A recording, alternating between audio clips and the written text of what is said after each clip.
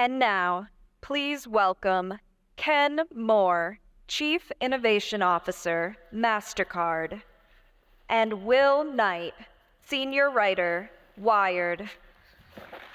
Thank you. Thanks, Ken. Thank you, everyone. Ken, welcome to Solve. Thank you. So, this is a pretty unique event, and when people think of solving the world's big problems and the various pillars of Solve, they might not immediately think of, I'm going to call it a payments company, you can tell me why it's not, but they might not immediately think of MasterCard. Tell us why they should. Sure. So first of all, sincere thank you. I'm really excited to be in a room like this. Why MasterCard? I think there's a couple of different reasons. I think what we're trying to be and what we're trying to do as a company will speak to a lot of the solutions and the problems that you're going to talk about today. And I'll explain what I mean by that in a second. The second part of it is we're a very innovative company, and we've learned a lot of hard lessons in being a very innovative company. So I think there might be a part of this as well, which is what are the lessons that we've learned that will turn an idea in this room into ultimately a successful company that does some meaningful role in addressing some of the real challenges that are out there. So I think it's those two things. If I can expand on the first, the word card in MasterCard is very misleading. It is a big part of our past, and it represents a significant portion of our present. But as we go into the future, it becomes less and less. And that's not that we're backing away from cards. It's in fact that we have a huge diversity of businesses that are in identity, not just identity of people and of things, but of medicines and devices. It's also, we have large businesses in sustainability. We have businesses in ESG. We'll talk about some of those. We have businesses in cybersecurity, so protecting people from bad things happening to them. And yes, we do the payment stuff as well. So the word MasterCard itself is misleading. At its heart, what we are is a global network that connects 3 billion people, 200 governments, over 100 million merchants, and 25,000 banks and financial institutions around the world. That's what we are, and that's a little bit of why I'm here, to help find the connections that will allow us to open that up to solve some of the problems where we see synergies with this room. Great. Okay, we can get into a bit more of that. So you run a project, the Signals project, where you're looking to the future, which is interesting for me. I try and see what's going to happen next. What do you see on the horizon that is really going to be significant, maybe especially to the people in this room? Sure. So I'm a technologist and a psychologist by background. We'll talk about that some other time. But what really interests me, and I ground myself as a practical innovator. What does that mean? I try not to get lost in the hype and the hysteria of things, and I get very grounded in where's value really being realized. So when I kind of look out at the moment, I see maybe 10, 12 really, in the world of commerce, the world in which I operate, I see 10 or 12 really impactful technologies, from privacy-enhancing technologies, all the different forms of AI, from traditional to generative to quantum AI. I see quantum computing, mixed reality platforms. And at its heart, actually, really what I see is technologies that are individually important but collectively come together to have an outsized impact. And sometimes solutions are not necessarily created through the application of one technology. It's really the combination of technologies. But even when you put all the technologies in place, that doesn't get it done. My experience in running one of the world's largest kind of fintech programs is that doesn't get it done. What you actually have to do, and I think this is going to be true for most of you in the room as well, is you've got to build trust in what you do, right? Technology can be used for good, it can be used for bad. So what I look for is companies that can create trust in those technologies as they address them. Because ultimately, trust is sensed by consumers, it's sensed by governments, it will eventually be regulated. But it's what gives consumers and businesses the conviction to adapt your solution, because they know you're doing it in the right way. So trust is really what I look for when I look across that broad set of technologies. Okay, well, let's dive into, you mentioned AI, that's what I cover, and it's kind of the elephant in the room, right? Everybody is trying to do stuff with generative AI. I know you are as a company. Yes. Tell us a bit about what's going on there, and also, maybe you can speak a little bit to the issues around, inclusivity, equity, and how the technology stands to potentially, change the balance of power if we're not careful? That is a big question. So there's a lot of parts to that. So how do I think about AI? Let me relate it to this room. It's easy to relate it to the corporate world, but let me relate it to this room. I think AI, let's just group all AI into the one term AI and not get hung up on machine learning versus generative. But if you take AI overall and you're a small and medium-sized enterprise or you're a mid-market kind of, but perhaps local player, what does AI do? Couple of things. It allows you to reset your productivity baseline. What I mean by that is you've got a cost to compete today. And through the application of AI across all of your different internal functions, over time, you can reset that competitive baseline by about 10 to 20%. That is massive. That gives you the capital to invest in the new. So I think for SMEs, that's really, really important. It will not surprise you that a company like ours, we've made a commitment to financially include 1 billion people into the formal digital and financial economy and 50 million businesses. Now, we're actually coming up on those targets already, so we're a long way there. But some of the tools, therefore, as a result that we're building, for instance, a small and medium-sized company starting out is going to struggle to pay a CFO. They're not going to have a marketing officer. How do they tell stories and how do they communicate on channels on which their prospective buyers are listening? They probably struggle with that. So we're building tools that use generative AI to basically create the equivalent, the co-pilots, the CFO co-pilot, the chief marketing officer co-pilot to help an SME really succeed.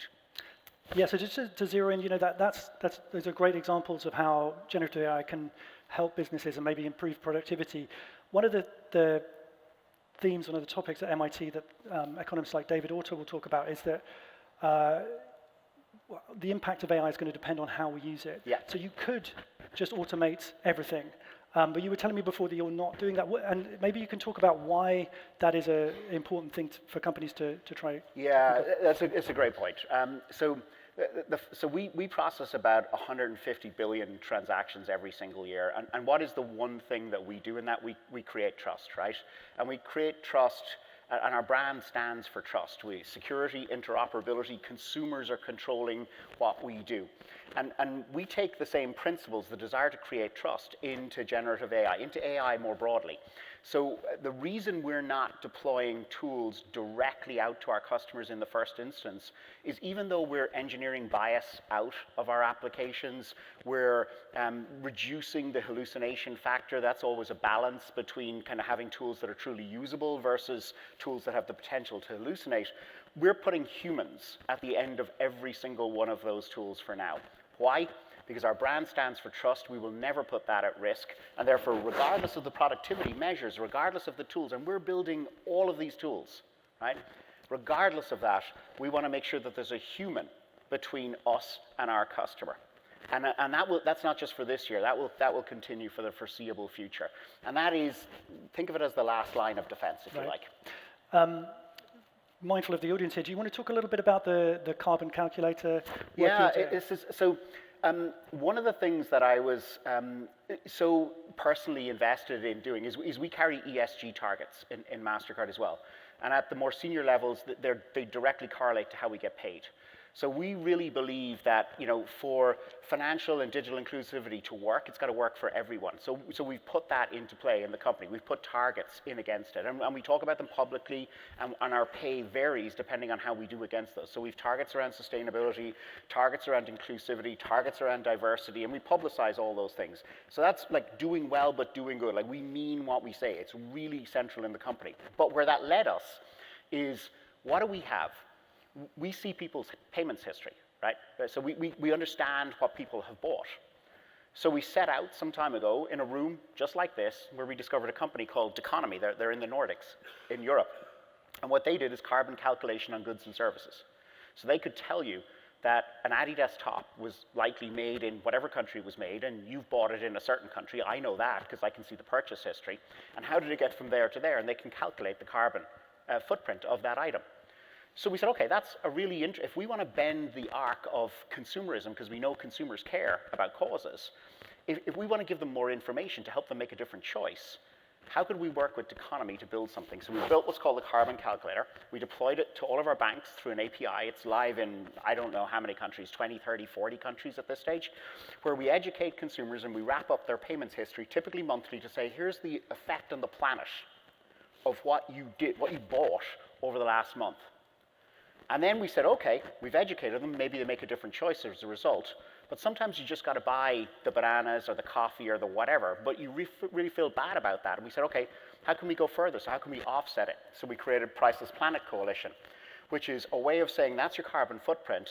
Here's ways that you can, rather than taking a loyalty point from your bank or your credit card company or the brand that you bought something from, instead, why don't you offset your carbon impact on the planet? So planting trees, doing other things. So we reinvented loyalty to do that, and that's now live all around the world.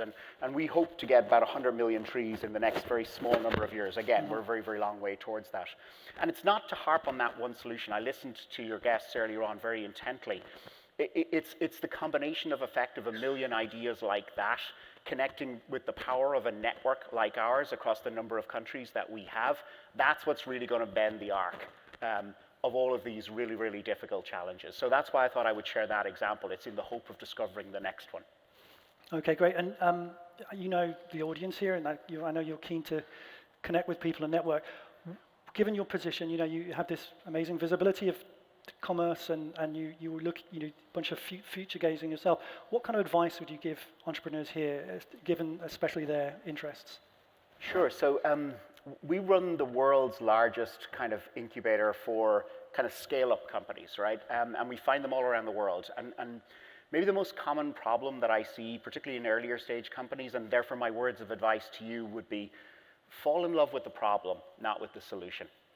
I think if you fall in love with the problem, you will invest into really deeply understanding it, and it is more likely that you will understand the reasons why a particular solution has to be created.